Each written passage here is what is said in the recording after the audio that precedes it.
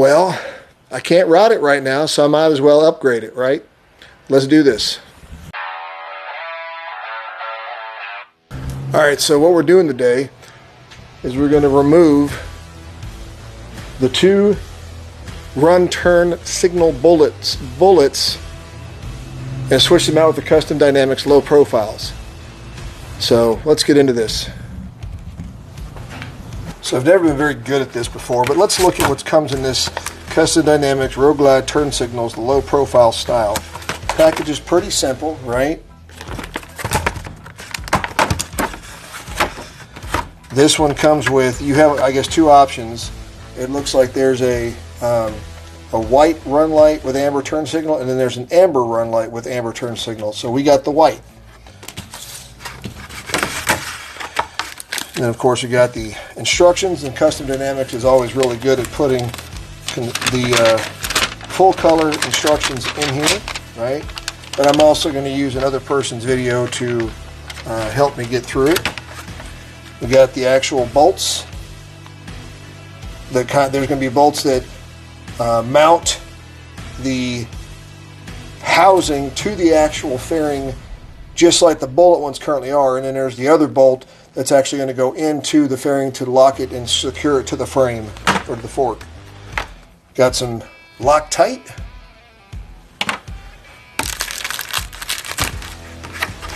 And we have some, I think these are like adapters. Converters, I guess these are what they're calling these, are converters. And then you have one each, the low profile lights themselves. All in all, complete setup to upgrade your bullet turn signal, run and turn signals to the low profiles. In order to remove or to swap out the bullet style run turn signals, you have to remove the front, or you have to remove the fairing, all right? And how you do that is this. For the 2023 or the Rushmore era setups, there's going to be a bolt down here, a torque bolt. There's going to be a torque bolt behind the speaker grill. There's going to be the bolt right here for that's actually on the bullet casing. And you got four bolts, the four that you have to remove for the windshield. Once you take those off on both sides, this will come right off, and then we'll work on the inside of the fairing to get this changed out.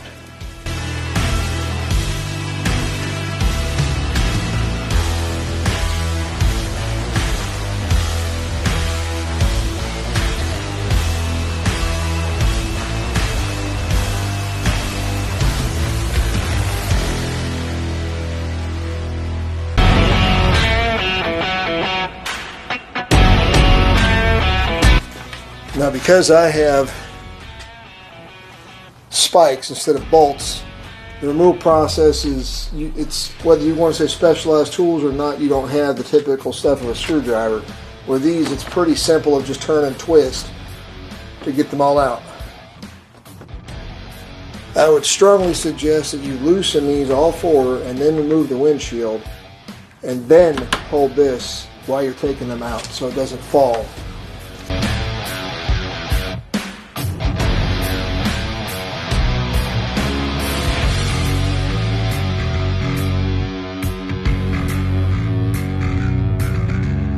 Once all the bolts are off, it lifts right off. You just, oh yeah, I'm sorry. What dumbass. Still got to disconnect this. And it usually just pops right off.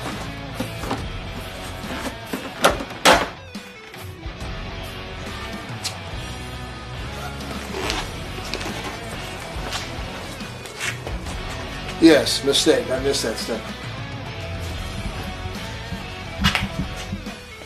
Then you still have connections here and a connection here. These will, it's all your combination connections that cover the Custom Dynamics lights that were already up here top, but it also is the ones that run down here to these two. So you've got to disconnect here first and here, and the whole thing just slides right off.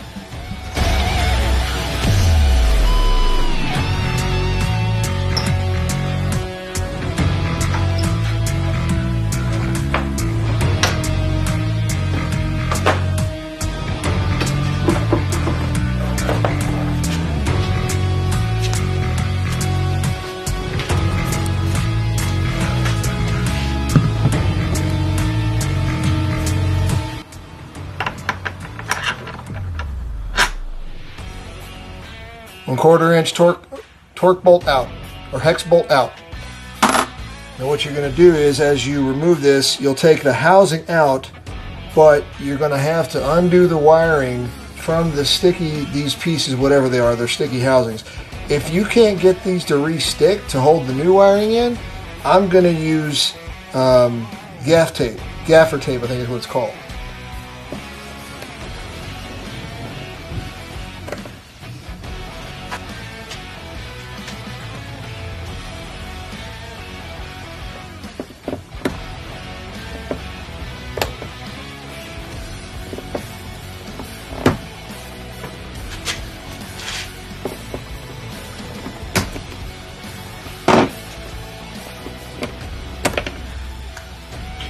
You'll clip a zip tie,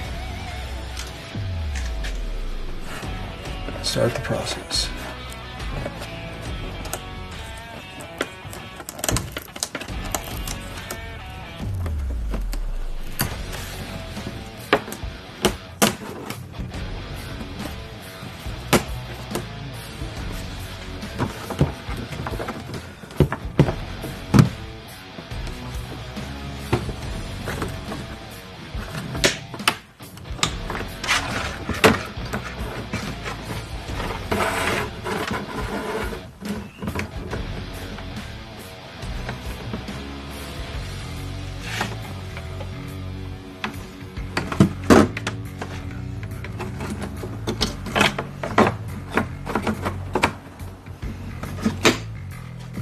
There's one down. Now you're going to feed the new one in the same way you took the reverse way of taking the other one out. You're going to put this one on the outside, and you're going to feed the wire through the exact same hole that it was in. The key you got to be careful on is this gasket. It's not really fixed strongly, so you just want to make sure as you're attaching it, screwing it in and tightening it down, that the gasket is solid on the surface that's of this light. So as I said, it's exactly in reverse, right? As you pull the other thing out, you slid this thing sideways to come out. You do the same thing. You'll take it out, you'll feed the connector back through, put it through the hole, and then replace the housing or the mounting bracket back into place, and then you're going to pull all the excess all the way through until the light housing is flush to the fairing.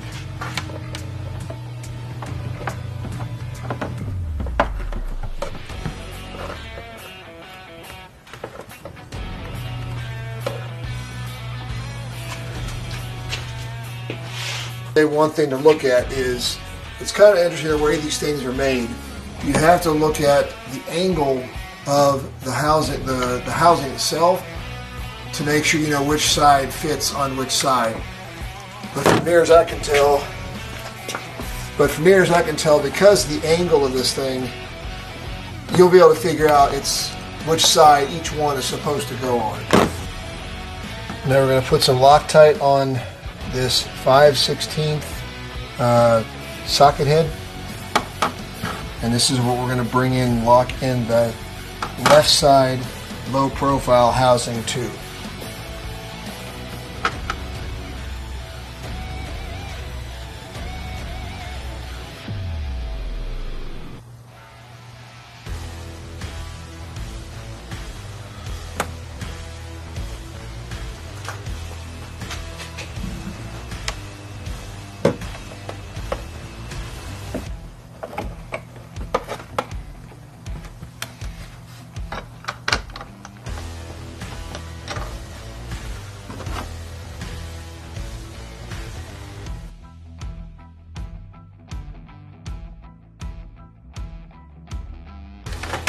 Then we're going to run the wire back up the same way it came before, and hopefully use all these same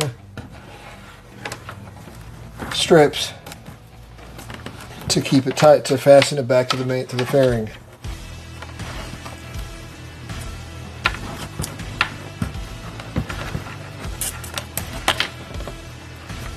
For the most part, it looks like they're going to hold about as well as the other one that did for the other wire.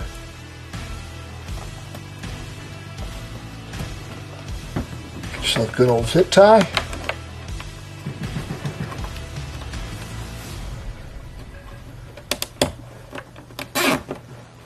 And lock this one down just like the other one was previously.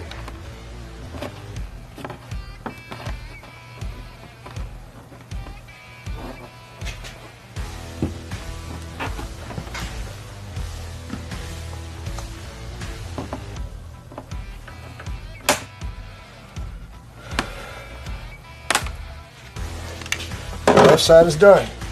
You're going to repeat the same actions on the others on this side over here. Same exact steps.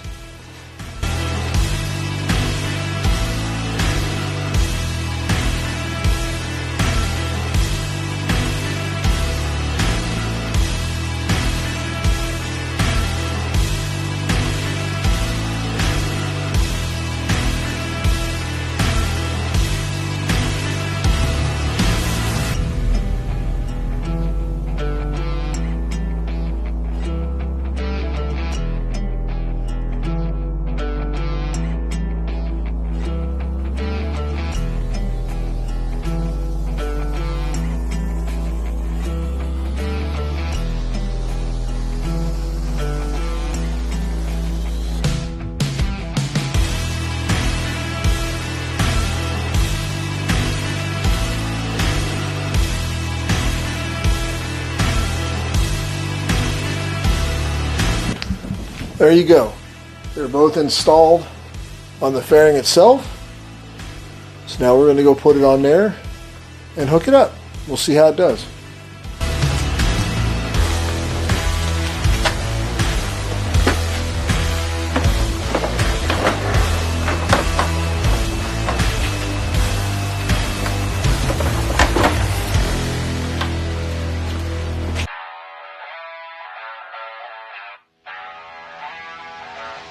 In this case, I'm putting the torque bolts in on inside the two speaker grills to hold it in place so I can do all my checks.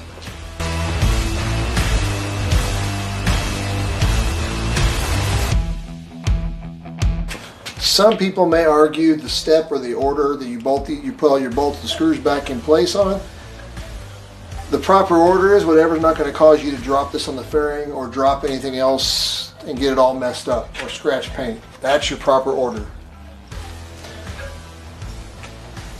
So the next thing you do is you plug in these BCM connectors, and when you plug these in, after you've got them all plugged in, you want to run your check.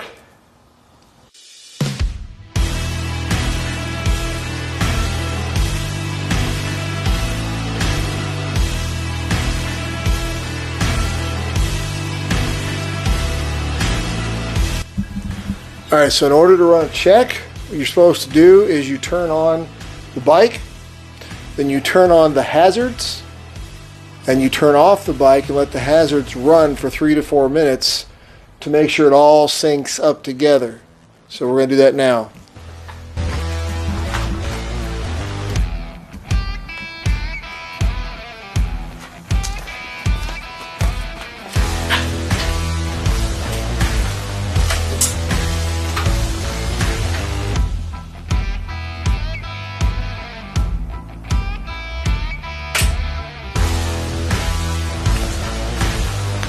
A little longer than a few minutes later. So hey, at some point during the recording when I was putting the fairing back on, the battery died on my phone. I can tell y'all I've had this is an Galaxy S23 Ultra, and then the entire time I've had it, to my knowledge, it has never died while I've been doing stuff. So it's been on all day, off the charger all day, and it was at about 50% when I started this project. So, you know, I'm pretty glad of how it went that way. So anyway, point is, put the fairing back on, bolted everything back down, no issues. Here you can see the before picture, the before video of the lights with the bullet housings, and you can see the new video with the low profile lights. You can see see them side by side here because I did them in the portrait mode. So I think they're all right. I'm not saying they're bad or anything.